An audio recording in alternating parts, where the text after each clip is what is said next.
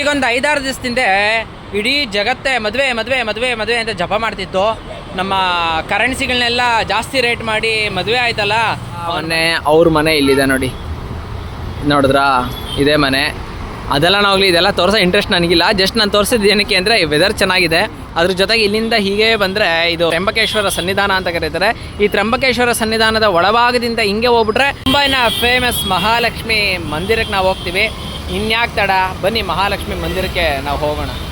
ನೋಡಿ, ಇಲ್ಲಿ ರಸ್ತೆ ಕಾಣಿಸ್ತಿದೆಯಲ್ಲ, ಇದು ಮೈನ್ ರೋಡು. ನಿಮಗೆ ಶೇರಿಂಗು ಅಥವಾ ಟ್ಯಾಕ್ಸಿಯಿಂದ ಬಂದರೆ ಇಲ್ಲಿ ನಿಲ್ಲಿಸ್ತಾರೆ. ಇಲ್ಲಿಂದ ಸನ್ನಿಧಾನಕ್ಕೆ ಎಂಟ್ರಿ ಆದರೆ ನಿಮಗೆ ಸಿಗೋದೆ ತ್ರ್ಯಂಬಕೇಶ್ವರನ ಮಂದಿರ. ಈ ತ್ರ್ಯಂಬಕೇಶ್ವರ ಮಂದಿರನ ನೋಡಿಕೊಂಡು ನೀವು ಹೀಗೆ ಹೋದರೆ ಮಹಾಲಕ್ಷ್ಮಿ ಸನ್ನಿಧಾನಕ್ಕೆ ನೀವು ಹೋಗ್ತೀರಾ. ಆತ್ಮೀಯ ಮಿತ್ರರೇ ನಮಸ್ಕಾರ. ಇವತ್ತು ಮುಂಬೈನ ಫೇಮಸ್ ಮತ್ತೊಂದು ಜಾಗಕ್ಕೆ ನಿಮ್ಮನ್ನು ಕರ್ಕೊಂಬಂದಿದ್ದೀನಿ. ಅದೇ ಮಹಾಲಕ್ಷ್ಮಿ ಸನ್ನಿಧಾನ. ನೀವು ಸಿದ್ಧಿವಿನಾಯಕನ ಹೇಗೆ ಕೇಳಿದ್ರು ಅದೇ ರೀತಿಯಲ್ಲಿ ಮುಂಬೈಯಲ್ಲಿ ಮತ್ತೊಂದು ಪ್ರತಿಷ್ಠಿತವಾದಂತಹ ಪ್ರಸಿದ್ಧಿ ದೇವರು ಯಾವುದು ಅಂತಂದರೆ ಅದು ಮಹಾಲಕ್ಷ್ಮಿ ಮಂದಿರ. ಈಗ ಮಹಾಲಕ್ಷ್ಮಿ ಮಂದಿರದ ಆವರಣದಲ್ಲಿದ್ದೀವಿ. ಎದುರುಗಡೆ ಗೋಪುರ ಕಾಣಿಸ್ತಿರೋದೆ ಮಹಾಲಕ್ಷ್ಮಿಯ ಸನ್ನಿಧಾನ. ಇಲ್ಲಿ ಸುತ್ತಲೂ ಅಂಗಡಿಗಳಿದೆ, ಹೂವು, ಹಣ್ಣು, ಕಾಯಿ ಎಲ್ಲನೂ ಸಿಗುತ್ತೆ. ಮಂದಿರದ ಆವರಣ. ನೀವು ಎಂಟ್ರೆನ್ಸ್ ಆಗ್ತಿದ್ದಂಗೆ ಇಲ್ಲಿ ಚಪ್ಪಲಿ ಬಿಡೋದಕ್ಕೆ ಸ್ಟ್ಯಾಂಡ್ ಸಿಗುತ್ತೆ. ಆ ಕಡೆ ಹನುಮಂತನ ದೇವಸ್ಥಾನ ಮತ್ತು ರಾಮನ ದೇವಸ್ಥಾನ ಇದೆ. ಇಲ್ಲೆಲ್ಲ ನೀವು ಮಾತೆಗೆ ಏನಾದರೂ ಸ್ವೀಟ್ಸು ಅಥವಾ ಹೂವು ಏನು ಬೇಕಾದ್ರೂ ತೊಗೊಂಡೋಗ್ಲಿಕ್ಕೆ ಅಂತ ಇಲ್ಲಿದೆ. ತುಂಬ ಚೆನ್ನಾಗಿರುತ್ತೆ ಸ್ವೀಟ್ಸ್ ಎಲ್ಲ ಇಲ್ಲಿ. ಇದು ಮಂದಿರಕ್ಕೆ ಎಂಟ್ರೆನ್ಸ್ ಆಗುವಂಥದ್ದು. ಇಲ್ಲಿಂದ ನಾವು ಅಲ್ಲಿ ಎದುರುಗಡೆ ಕಾಣಿಸ್ತಿದೆಯಲ್ಲ ಮೆಟ್ಲು, ಈ ಮೆಟ್ಲು ಹತ್ಕೊಂಡು ಮೇಲ್ಗಡೆಗೆ ಹೋದರೆ ಇಲ್ಲಿ ದೇವಸ್ಥಾನಕ್ಕೆ ಎಂಟ್ರಿ ಆಗ್ತೀವಿ. ಇಲ್ಲಿ ರಾಮನ ದೇವಸ್ಥಾನ ಕಾಣಿಸ್ತಿದೆ ನೋಡಿ. ಇಲ್ಲಿ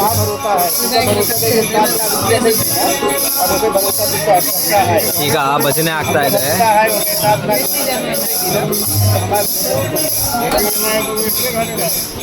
ಇಲ್ಲೆಲ್ಲ ನಿಮಗೆ ಚಪ್ಪಲಿ ಬಿಡಲಿಕ್ಕೆ ವ್ಯವಸ್ಥೆ ಇದೆ. ಇಲ್ಲಿಂದ ನೀವು ಮೇಲ್ಗಡೆಗೆ ಹೋದರೆ ಮಹಾಲಕ್ಷ್ಮಿ ಮಂದಿರಕ್ಕೆ ಹೋಗ್ತೀರಾ. ಇಲ್ಲಿ ಕಾಣಿಸ್ತಿರೋದು ಹನುಮಂತನ ಸನ್ನಿಧಾನ. ನೀವು ಬರಬೇಕಾದ್ರೆ ಇದೆಲ್ಲ ನಿಮಗೆ ದರ್ಶನ ಆಗುತ್ತೆ.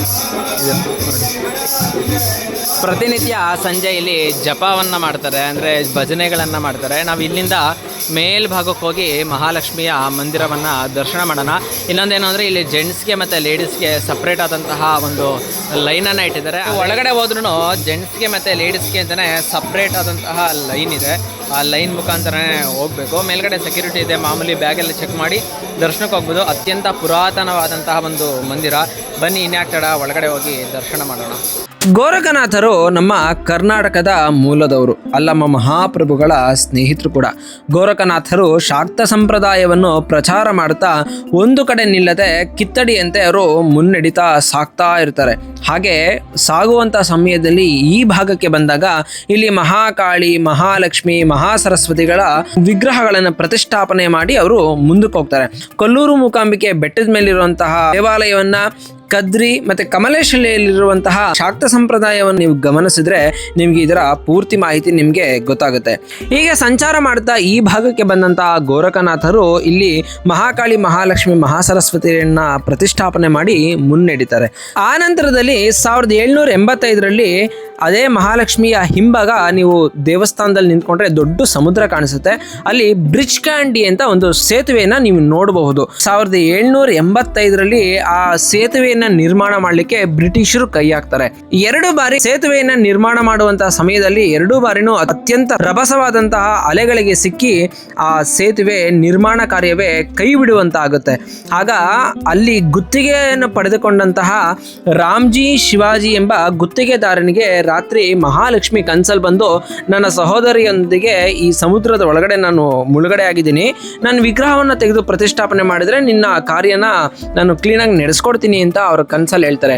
ಆಗ ರಾಮ್ಜಿ ಶಿವಾಜಿ ಅವರು ಬ್ರಿಟಿಷರ ಹತ್ರಕ್ಕೆ ಹೋಗಿ ತಮ್ಮ ಕನಸನ್ನ ಹೇಳ್ಕೊಂಡಾಗ ಕಡೆಗಣಿಸಿ ಅದನ್ನ ನಿರಾಕರಿಸ್ತಾರೆ. ಆಗ ರಾಮ್ಜಿ ಅವರು ಹರಸಾಹಸ ಮಾಡಿ ಅವರಿಂದ ಪರ್ಮಿಷನ್ ತಗೊಂಡು ಸಮುದ್ರದ ಆಳದಲ್ಲಿ ವಿಗ್ರಹವನ್ನ ಹುಡುಕಕ್ಕೆ ಅವರು ಹೋದಾಗ ಈ 3 ವಿಗ್ರಹಗಳು ಸಿಗುತ್ತೆ. ಆಗ ತಾತ್ಕಾಲಿಕವಾಗಿ ಅದೇ ಸ್ಥಳದಲ್ಲಿ ಅವರು ಪ್ರತಿಷ್ಠಾಪನೆಯನ್ನ ಮಾಡಿ ಆ ಸೇತುವೆ ಕಾರ್ಯವನ್ನ ಮುನ್ನಡೆಸ್ತಾರೆ. ಅಚ್ಚರಿಯೋ ಎಂಬಂತೆ ಆ ಸೇತುವೆ ಕಾರ್ಯ ಅತಿ ಶೀಘ್ರದಲ್ಲಿ ಯಾವುದೇ ವಿಘ್ನವಿಲ್ಲದಂತೆ, ಅಷ್ಟೊಂದು ಬಿರುಗಾಳಿ, ಅಷ್ಟೊಂದು ಅಲೆಗಳಿದ್ರೂ ಕೂಡ ಸೇತುವೆಯ ನಿರ್ಮಾಣ ಕಾರ್ಯಕ್ಕೆ ಯಾವುದೇ ಅಡೆತಡೆಗಳಿಲ್ಲದೆ ಅತಿ ಶೀಘ್ರವಾಗಿ ಅದು ನೆರವೇರುತ್ತೆ. ರಾಮ್ಜಿ ಶಿವಾಜಿ ಅವರು ಆಗಿನ ಕಾಲದಲ್ಲೇ 80,000 ಖರ್ಚು ಮಾಡಿ ಈಗೇನು ನೋಡ್ತಿದ್ರಲ್ಲ ಈ ದೇವಸ್ಥಾನದಲ್ಲಿ ಪ್ರತಿಷ್ಠಾಪನೆಯನ್ನ ಮಾಡ್ತಾರೆ ಅನ್ನೋದು ಇತಿಹಾಸ. ಆದರೆ ಮೂಲ ಇತಿಹಾಸ ಬಂದು ಗೋರಖನಾಥರು, ನಮ್ಮ ಕರ್ನಾಟಕದ ಗೋರಖನಾಥರು ಈ ಮೂರ್ತಿಗಳನ್ನ ಇಲ್ಲಿ ಪ್ರತಿಷ್ಠಾಪನೆ ಮಾಡಿದ್ರು. ಇಷ್ಟೇ ಅಲ್ಲದೆ ಮುಂಬೈಯಿಂದ 100 ಕಿಲೋಮೀಟರ್ ಹೊರಭಾಗಕ್ಕೆ ಹೋದ್ರೆ ದಾನು ಮಹಾಲಕ್ಷ್ಮಿ ಅಂತ ಸಿಗುತ್ತೆ. ಹೀಗೆ ಅನೇಕ ಭಾಗಗಳಲ್ಲಿ ಗೋರಖನಾಥರು ಪ್ರತಿಷ್ಠಾಪನೆ ಮಾಡಿದಂತಹ ಸ್ಥಳವೇ ಈಗ ನೀವು ನೋಡ್ತಿರುವಂತಹ ಮಹಾಲಕ್ಷ್ಮಿ ಮಂದಿರ. ಮುಂಬೈನ ಅತ್ಯಂತ ಸಿರಿವಂತಿಕೆಯ ನಗರ ಮಧ್ಯದಲ್ಲಿರುವಂತಹ ಪ್ರತಿಷ್ಠಿತ ದೇವಾಲಯ ಅಂತ ಕೂಡ ನಾವು ಹೇಳ್ಬೋದು. ಈ ಮಹಾಲಕ್ಷ್ಮಿ ಮಂದಿರಕ್ಕೆ ಬಂದರೆ ಧಾಕಲೇಶ್ವರ ಸನ್ನಿಧಾನ. ಈ ಮಹಾಲಕ್ಷ್ಮಿ ಸನ್ನಿಧಾನಕ್ಕೆ ಹೋಗುವಂತಹ ರಸ್ತೆ ಮಧ್ಯದಲ್ಲೇ ಧಾಕಲೇಶ್ವರನ ಸನ್ನಿಧಾನ ಇದೆ. ಬನ್ನಿ ಕರ್ಕೊಂಡು ಹೋಗ್ತೀನಿ. ಮಹಾಲಕ್ಷ್ಮಿ ಸನ್ನಿಧಾನಕ್ಕೆ ಹೋಗಿ ಬಂದ ಮೇಲೆ ನೀವು ಇಲ್ಲಿ ಧಾಕಲೇಶ್ವರನ ಸನ್ನಿಧಾನಕ್ಕೆ ಕೂಡ ನೀವು ಹೋಗ್ಬೋದು. ಇಲ್ಲಿ ಜನ ಜಾಸ್ತಿ ಇರಲ್ಲ, ತುಂಬ ಕಮ್ಮಿ ಇರ್ತಾರೆ, ಮತ್ತು ಇಲ್ಲಿ ಪ್ರಶಾಂತವಾದ ವಾತಾವರಣ ಇರುತ್ತೆ. ನೀವು ಮಹಾಲಕ್ಷ್ಮಿ ಸನ್ನಿಧಾನವನ್ನು ದರ್ಶನ ಮಾಡಿಕೊಂಡು ಈ ಧಾಕಲೇಶ್ವರನ ಹತ್ರ ಬಂದರೆ ನೀವು ಆರಾಮಾಗಿ ಎಷ್ಟೊತ್ತು ಬೇಕಾದ್ರೂ ಕೂತ್ಕೊಂಡು ಆರಾಮಾಗಿರ್ಬೋದು. ಅಲ್ಲಿ ಮಹಾಲಕ್ಷ್ಮಿ ಮಂದಿರ ಹತ್ರ ತುಂಬ ಜನ ಇರ್ತಾರೆ, ಇಲ್ಲಿ ಅಷ್ಟು ರಶ್ ಇರಲ್ಲ, ಖಾಲಿ ಇದೆ, ಮತ್ತು ಸ್ಪೇಸ್ ತುಂಬ ಚೆನ್ನಾಗಿದೆ. ಇಲ್ಲಿಂದ ನೀವು ಮಹಾಲಕ್ಷ್ಮಿ ಮಂದಿರದ ಗೋಪುರವನ್ನು ತುಂಬ ಚೆನ್ನಾಗಿ ದರ್ಶನ ಮಾಡ್ಬೋದು. ನೋಡಿ, ಇದೇ ಧಾಕಲೇಶ್ವರನ ಸನ್ನಿಧಾನ. ತುಂಬ ಪುರಾತನವಾದಂತಹ ಮಂದಿರದ ಸನ್ನಿಧಾನಗಳಿದೆಲ್ಲ ತುಂಬ ಚೆನ್ನಾಗಿದೆ. ಬನ್ನಿ ಮೇಲ್ಗಡೆ ಕರ್ಕೊಂಡು ಹೋಗ್ತೀನಿ.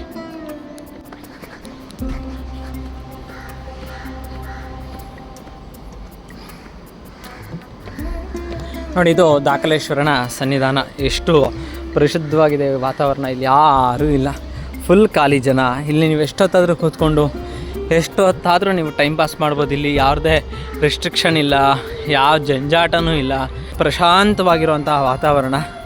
ಇದೇ ಸನ್ನಿಧಾನದಲ್ಲಿ ಸ್ವಲ್ಪ ಬಲಭಾಗಕ್ಕೆ ಬಂದರೆ ಇಲ್ಲಿ ಮಹಾಲಕ್ಷ್ಮಿ ಮಂದಿರದ ಗೋಪುರ ಕಾಣಿಸುತ್ತೆ. ನೋಡಿ ಎಷ್ಟು ಚೆನ್ನಾಗಿ ಕಾಣಿಸ್ತಿದೆ ಅನಿಸುತ್ತೆ. ನೋಡಿ, ಇದು ಮಹಾಲಕ್ಷ್ಮಿ ಸನ್ನಿಧಾನದ ವಿಮಾನ ಗೋಪುರ. ಎಷ್ಟು ಚೆನ್ನಾಗಿದೆ.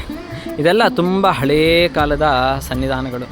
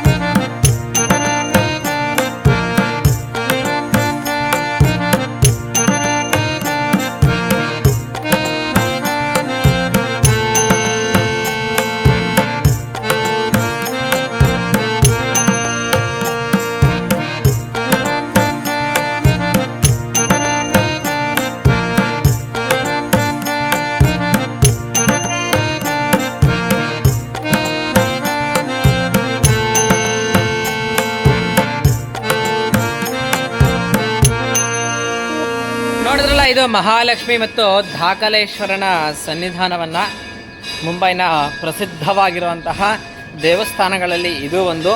ಇಂಥ ದೇವಸ್ಥಾನದ ಪರಿಚಯವನ್ನು ಮಾಡಿಸ್ಕೊಟ್ಟ ಅಹೋರಾತ್ರನಿಗೆ ವಿಶೇಷವಾದಂತಹ ಧನ್ಯವಾದವನ್ನು ತಿಳಿಸ್ತಾ ಮತ್ತೊಂದು ವಿಡಿಯೋದೊಂದಿಗೆ ಮತ್ತೊಂದು ಜಾಗದಲ್ಲಿ ಮತ್ತೊಮ್ಮೆ ನಿಮ್ಮನ್ನು ಭೇಟಿ ಆಗ್ತೀನಿ. ಅಲ್ಲಿ ತನಕ ಧನ್ಯವಾದ. ಶ್ರೀ ಚರಣ ಸೇವಕ.